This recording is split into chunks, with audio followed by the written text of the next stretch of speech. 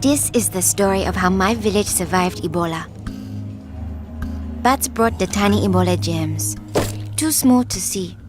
So small, yet so dangerous. Without realizing, Grandfather rubbed a little blood in his eye. Ebola germs came into his body.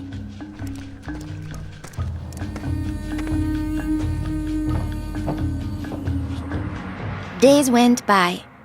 Then Grandfather got a terrible fever and weakness. We thought it was malaria, but he was soon much worse.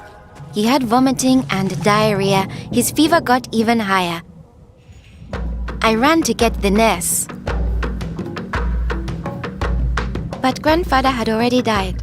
I was heartbroken. The nurse thought it might be Ebola, a disease caught from bush meat, but which spreads from person to person. Others in our region had already died of this new disease. Unless we understood the disease and followed their rules, it could spread further and kill many more people. She explained that Ebola was in the body fluids of someone who was sick or had died of Ebola.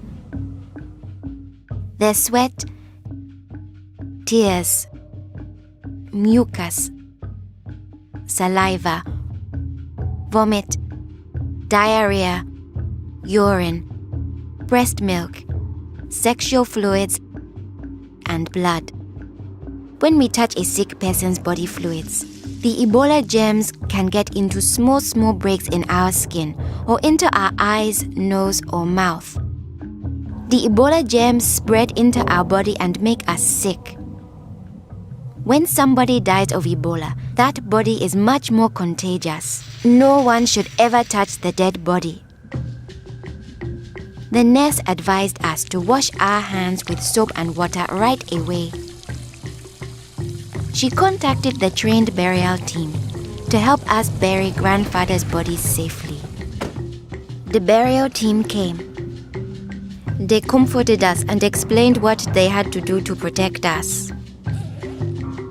The team wore protective clothing that kept them safe from the dangerous germs.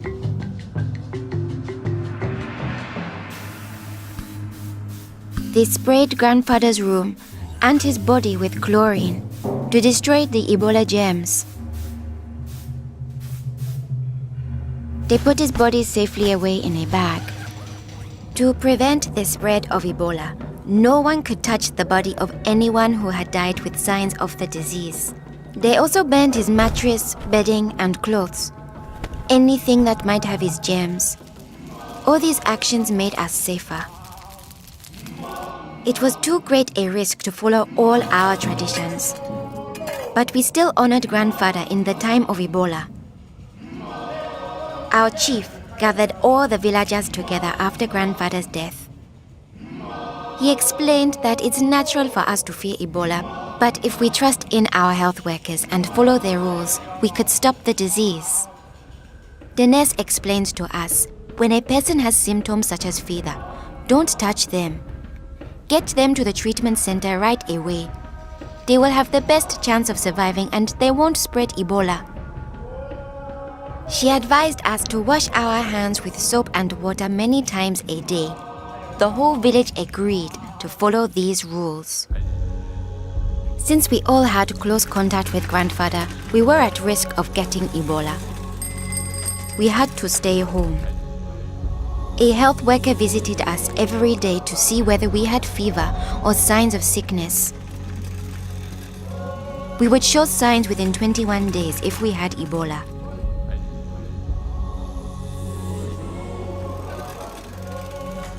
Many days passed, and I thought we would all stay healthy. But one morning, I found my mother burning with fever. I knew I couldn't touch her. She was now contagious. My father came in. He told me he was taking my mother away to our uncle's house in the nearby village. He was afraid to take her to the treatment center, afraid he'd never see her again. I knew I had to stop them. I was young, but I stood up to both of them. I told them if this could be Ebola, she must go to the treatment center right away. We needed to trust in our health workers to save her, save ourselves, and save our village. I saw in their faces that they understood. Running away would only lead to more death and suffering. My mother tested positive for Ebola. They found her a bed. At first, the health workers looked scary, but I knew they wore the suits to protect themselves, and inside there were normal people like the nurse. They took good care of my mother. They gave her fluids, medicine, and food, and helped her body stay strong to fight Ebola. I missed my mother very much, but I could still talk to her on the phone. Sadly, some people in my village didn't survive, but my mother got better day by day. Soon, we were able to see her from a safe distance. One day, the nurse announced that my mother would live. Now we were safe to hug and kiss her. It was a day to celebrate. Our village followed their rules. We trusted our health workers, brought us sick for care right away, called for the safe burial team when one of our people died, and we always wash our hands with soap and water.